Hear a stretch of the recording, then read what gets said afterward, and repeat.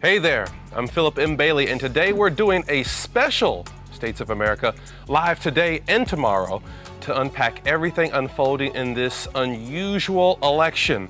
First up is my girl Susan Page, Washington Bureau Chief. Susan, how are you? Hey, good, Philip. How you doing? Pretty good, pretty good. So let's just get straight to it. Who woke up to a better morning, President Trump or former Vice President Joe Biden?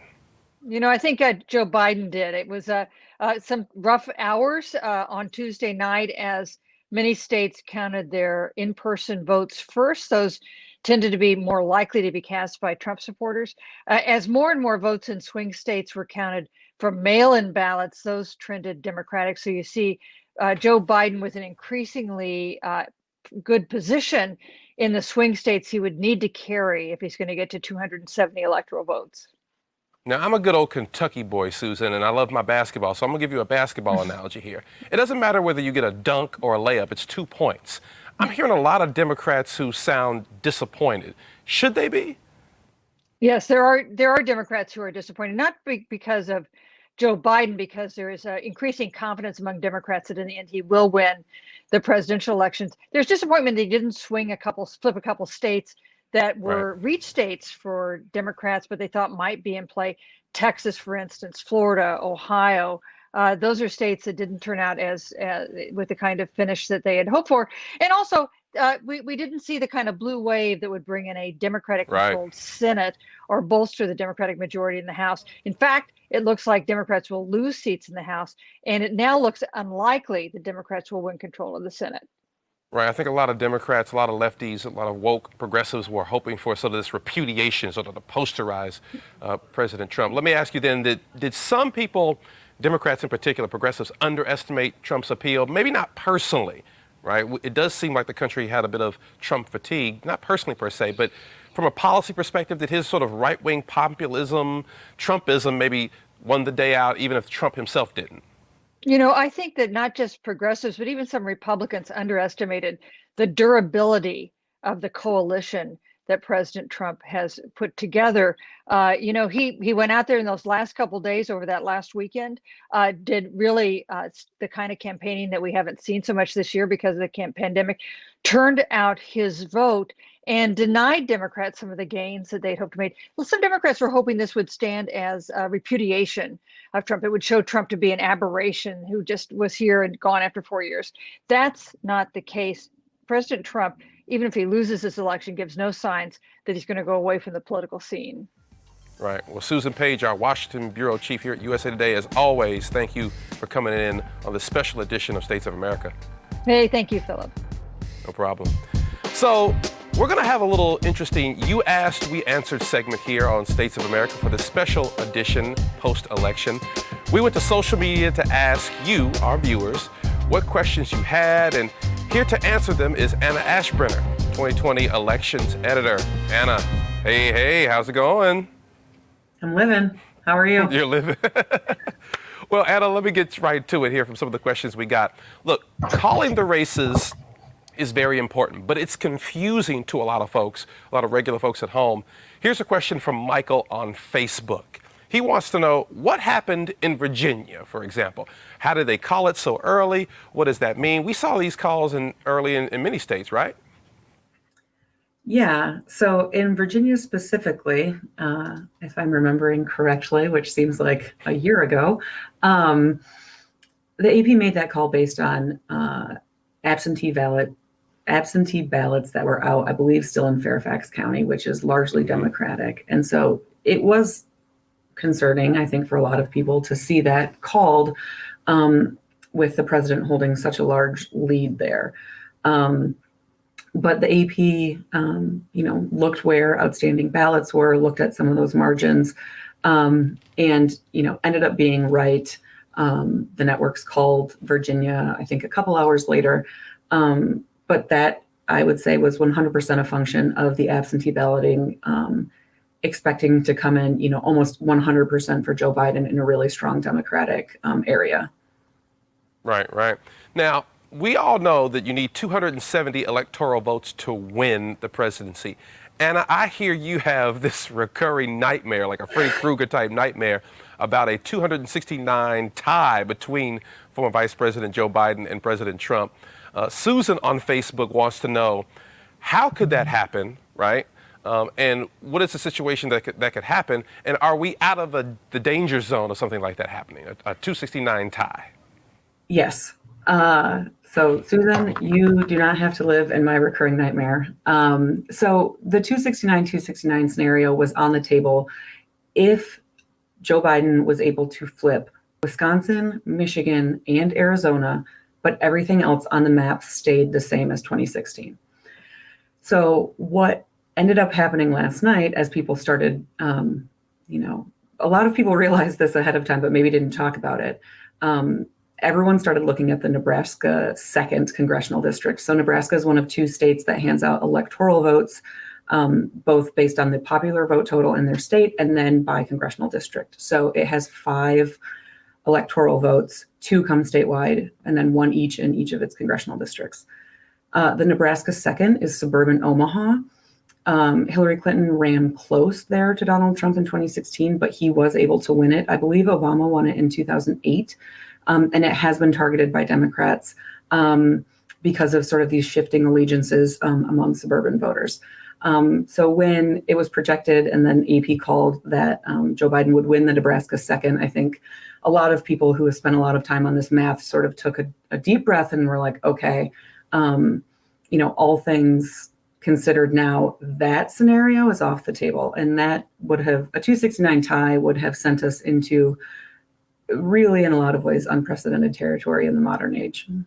Right. I know you're happy about that. One last one, Anna. When we all went to bed not knowing much, right, of what happened, Dante on Facebook asked, why would President Trump ask that ballots stop being counted? What is the purpose of something like that? And importantly, is that even legal? And what would it take? So one of the reasons I think that has become such an issue is just frankly because of the different demographics of how people were voting. So Democrats were voting in much higher numbers in these mail-in absentee ballots. Polling had shown that Trump's supporters were much more likely to come out on election day. So in a couple states, particularly swing states, you were dealing with 2 different things. So in the Sun Belt, you had states that were counting absentee ballots for weeks. Their initial results showed Biden maybe leading. And then as election day votes came in, Trump started evening the score there. Now, the opposite is true in those sort of 3 upper Midwest states, Pennsylvania, Michigan, Wisconsin, where they couldn't start counting ballots until either just before or right after election day. So Trump was up huge in some of those areas because the election day votes were the first results being published. So I think there was some maybe concern that, let's see where these absentee ballots are, at least for the president, because some of the outstanding absentee ballots were really likely to favor Joe Biden. And you saw that with Wisconsin, I think overnight about 5 a.m, results coming in from Milwaukee that pushed Joe Biden above Donald Trump. I think we're seeing the same thing in Michigan today. And if you have been really kind of paying attention to this battle over absentee ballots, that was largely expected. That was what people were expecting to see. If there's 100,000 votes out there that haven't been counted, and just the way that voting patterns were different this year, there was a chance that they were maybe 80-20 for Biden or, 90-10, which would be vastly different from what you saw in in-person breakdowns on election day. Right. Well, an exhausted Anna Ashburn, I'm going to order you to get some sleep here. Thanks for joining me on this special edition of States of America. Next up is Courtney Subramanian, our White House correspondent for USA Today, who's been following President Trump pretty much everywhere he's been going across this country during this 2020 campaign. Courtney, how things going? Hanging in there. Well, let me first ask you, we saw a speech, which I'm sure many in the country saw, the president make an address in the East Room of the White House where he pretty much said, look, stop counting some of these votes. I'm not liking how things are going, really raising a lot of serious questions about the election before it was over. Courtney, how unprecedented is it for a sitting U.S. president, right? And I want to give some gravity and the seriousness to this here. A sitting U.S. president to declare some sort of malfeasance as the results are being counted? Well, it is not unusual for a candidate to declare victory early, but it is highly irresponsible to do so when several states have yet to fully tabulate their vote counts. The polls are closed. No more votes are, being cast. They're just being tallied. And yet the president is suggesting today that, there are surprise dumps of votes that, are eclipsing his lead. These of course are not surprise dumps, as he said, but legally casted mail-in ballots that haven't been counted. As Anna mentioned earlier, we know that some of these states do not begin counting mail-in ballots until Election Day, which just means it's just going to take some time. Last night, he went as far as to say that some of these ballots amount to fraud, that were still being tallied, and he'd take it as far as the Supreme Court. But his comments have drawn bipartisan criticism, from some of his allies. Former New Jersey Governor Chris Christie pretty much immediately condemned it and said he didn't agree with it. But these comments really echo what he's been doing all along, and that is that he thinks mail-in ballots, are prone to fraud, which, election experts tell us repeatedly that there's no evidence of that. So this just seems to be an attempt to sort of sow more confusion in what's already a very tight race. Right. I think I even saw Senator Marco Rubio of Florida, a former opponent of then candidate Trump in 2016, say on Twitter how, this election will be over when all the votes are counted.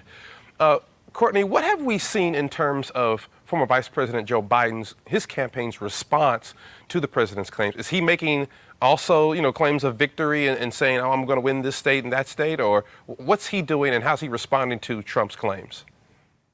Well, we haven't heard from Joe Biden himself, but his campaign, the officials on his campaign are, just as the Trump campaign is doing, projecting confidence. They say he's on track to win the election. They expect to we expect to hear from him later today, they said. The campaign manager, Jen O'Malley Dillon, said that they're on track to win Wisconsin. We do know that all the ballots in Wisconsin have been counted, according to the state's elections commission. And we do know that Joe Biden is ahead about by 20,000 votes. Just before we came on here, though, we did hear from the Trump campaign. They are saying now that they do plan to request a recount in Wisconsin. The Biden campaign is also, very confident in Michigan. They think they've built a sizable lead there, and that mail-in ballots will break for him. So, he is ahead in Michigan, Wisconsin, and Nevada. If he can hold those three, that could get him to the 270 electoral vote threshold. But again, it's a tight race, and we don't expect to hear results in Nevada today. We expect that tomorrow. Right. Again, there's a big difference between saying, I'm thinking I'm going to win a state and doing well there and claiming fraud or votes stop being counted. Courtney, what else do we need to understand about the implications of what the president's saying? Is there any signs that there are people stopping the counting of the votes or anything like that? Or is this simply another one of the president's more bombastic claims that people are reacting to? Yeah, I think first and foremost, we need to look at this as irresponsible. The president has tweeted several times since midnight last night, and Twitter has slapped a caveat about misinformation or blocked or censored, I think 4 of his tweets so far, just because it includes some misleading information. And again, is sowing doubt on the electoral or the election process. But at the same time as the president is complaining about outstanding ballots being counted, his campaign is saying that they are confident in the math that some of those outstanding ballots will put the president over the 270 threshold that he needs. We had a campaign call, a very hastily organized one this morning with the Trump campaign, in which campaign manager Bill Stepien said they were confident in the math. They think that the outstanding ballots will tip the election in his favor and that he's going to win Nevada, Georgia, Pennsylvania, and Wisconsin. Obviously, as we know, they're already requesting a recount there in Wisconsin, but they're also claiming that outstanding ballots in Maricopa County in Arizona are going to put the state back in the red column. So, I think that both candidates still have a path to victory, but it's all about just giving these state officials time to count the vote, Right. and really being clear about what the president's saying is just some more misinformation. Right. Well, let the count continue. Courtney Subramanian, our White House correspondent for USA Today. I would tell you to get some sleep, but I know you're just going to ignore me. So go ahead and do what you got to do, girl. Gotta do it. Always a pleasure to have you on States of America. Thanks. So again, thanks for joining us here on this special edition of States of America. Remember, we'll be back at it again live tomorrow at 1 p.m. Eastern. You can send us your questions at youasked.weanswered@usatoday.com. Again, that's youasked.weanswered@usatoday.com. You can also send us your questions in our Facebook group, Across the Aisle, Across the Nation. See you soon. Peace.